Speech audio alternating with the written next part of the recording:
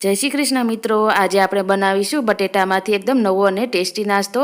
આ નાસ્તો આપણે કાચા બટેટામાંથી બનાવીશું અને માત્ર 2 ચમચી તેલમાં બની જાય છે અને ખાવામાં ખૂબ જ ટેસ્ટી લાગે છે અને એકદમ ઝટપટ બની જાય છે। ખાસ કરીને બાળકોને ખૂબ જ પસંદ આવશે, તો તમે આ નાસ્તો ઘરે ટ્રાય જરૂરથી કરજો। તો ચાલો આ નાસ્તો બનાવવાની શરૂઆત કરી દઈએ। તો આ નાસ્તો બનાવવા માટે મેં બટેટાને છાલ ઉતારીને તૈયાર કરી લીધા છે। તો આ રીતે નાની ઝીણી ખમણી આવે એનાથી આ રીતે છીણી લેવાના છે। તો એકદમ ઝીણી ખમણી હોય એનાથી જ આ રીતે ખમણી લેવાના છે, જેથી કરીને આપણા બટેટા એકદમ ઝીણા ખમણીને તૈયાર થઈ જાય। તો અહીંયા મેં બધા બટેટાને સરસ રીતે ખમણીને તૈયાર કરી લીધા છે। તો હવે એમાંથી આપણે જે પાણી વધારાનું હોય એ નિતારી લઈશું અને સરસ રીતે બટેટાને તૈયાર કરી લઈશું।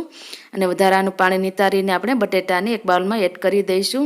તો અહીંયા મેં વધારાનું પાણી નિતારી લીધું છે અને આ બટેટામાં આપણે હવે આગળની સામગ્રી એડ કરીશું। તો આ પાણીને આપણે નાખી દઈશું અને સાઈડમાં રાખી દઈશું। હવે આપણે જે બટેટા નિતારીને લીધા છે એમાં આપણે 4 ચમચી એટલે કે 1/4 કપ જેટલા આપણે ચોખાનો લોટ ઉમેરવાનો છે। અહીંયા તમારી પાસે ચોખાનો લોટ અવેલેબલ ન હોય તો તમે કોર્નફ્લોરનો ઉપયોગ પણ કરી શકો છો। હવે બંને વસ્તુને સરસ રીતે મિક્સ કરી દઈશું। જો જરૂર લાગે તો 2 ચમચી જેટલું પાણી ઉમેરવાનું છે અને આને આપણે એકદમ ગાઢું જે રીતને મિશ્રણ હોય છે એ રીતે તૈયાર કરવાનું છે। આપણું આ મિશ્રણ એકદમ પાતળું ન થઈ જાય એ વાતનું ખાસ ધ્યાન રાખવું। તો બંને વસ્તુ સરસ રીતે મિક્સ થઈ ગઈ છે અને એકદમ આપણે કઠણ મિશ્રણ બનાવીને તૈયાર કરી લીધું છે। તો હવે એમાં આપણે 1 ઝીણું સમારેલું લીલું મરચું ઉમેરીશું અને 1 ચમચી આદુ લસણની પેસ્ટ ઉમેરી દઈશું। અહીંયા તમને જેટલું તીખું પસંદ હોય એ પ્રમાણે તમે વધારે કે ઓછું કરી શકો છો। હવે બંને વસ્તુને સરસ રીતે મિક્સ કરી દઈશું। હવે ત્યારબાદ આ મિશ્રણમાં આપણે સ્વાદ અનુસાર મીઠું ઉમેરીશું અને 1 ચમચી જેટલા ચીલી ફ્લેક્સ ઉમેરવાના છે। જો તમને પસંદ હોય તો જ એડ કરવા, નહીં તો તમે સ્કીપ કરી શકો છો। તો અહીંયા મેં સ્વાદ અનુસાર મીઠું અને ચીલી ફ્લેક્સ ઉમેરી દીધા છે। હવે ફરીથી આ બધું મિશ્રણમાં મિક્સ કરી દઈશું અને આપણું આ નાસ્તા માટેનું મિશ્રણ બનીને તૈયાર થઈ ગયું છે। તમે જોઈ શકો છો કે આ રીતનું ગાઢું રાખ્યું છે। તો હવે આપણે આ નાસ્તો બનાવવાની શરૂઆત કરી દઈએ। તો એના માટે મેં નોનસ્ટિક પેનમાં 2 ચમચી તેલ ગરમ કરવા માટે મૂકી દીધું છે। તમે ચાહો તો કોઈ પણ નોનસ્ટિક તવો પણ લઈ શકો છો। હવે એમાં આપણે આ મિશ્રણ એડ કરી દઈશું। તો જે આપણે મિશ્રણ બનાવ્યું છે આપણે બધું એડ કરી દઈશું। અહીંયા હું આ રીતનો મોટો નાસ્તો બનાવી રહી છું। જો તમે નાના નાના નાસ્તા બનાવવા માંગતા હોય તો નાનો પણ બનાવી શકો છો। હવે અહીંયા બધું મિશ્રણ મેં એડ કરી દીધું છે। તો હવે એને ચમચીની મદદથી આપણે એકદમ રાઉન્ડ શેપ આપી દઈશું, જેથી કરીને દેખાવ પણ સુંદર લાગે અને સરસ રીતે આપણો નાસ્તો બનીને તૈયાર થઈ જાય। તો આ રીતે ચમચીની મદદથી સરસ આપણે રાઉન્ડ શેપ આપી દેવાનો છે। તો હવે આ નાસ્તાને આપણે ઢાંકણ ઢાંકીને 4 થી 5 મિનિટ માટે થવા દઈશું અને ગેસની આંચ આપણે એકદમ ધીમી જ રાખવાની છે, જેથી કરીને અંદર સુધી આપણો નાસ્તો સરસ રીતે ચડી જાય અને ઉપરથી એકદમ ક્રિસ્પી બની જાય। તો હવે આ ઢાંકણ ઢાંકીને આપણે એને 4 થી 5 મિનિટ માટે થવા દઈશું। હવે 5 મિનિટ જેટલો સમય થઈ ગયો છે, તો આપણે ચેક કરી લઈશું। તો હવે નીચેથી આપણો નાસ્તો એકદમ ક્રિસ્પી બનીને તૈયાર થઈ ગયો છે અને ઉપરથી પણ સરસ રીતે આપણો નાસ્તો બફાવા લાગ્યો છે। તો હવે આપણે નીચેની સાઈડ પલટાવીને આપણે બીજી બાજુ પલટાવી દઈશું। તો ઉપરથી આપણો નાસ્તો સરસ રીતે ક્રિસ્પી થઈ ગયો છે।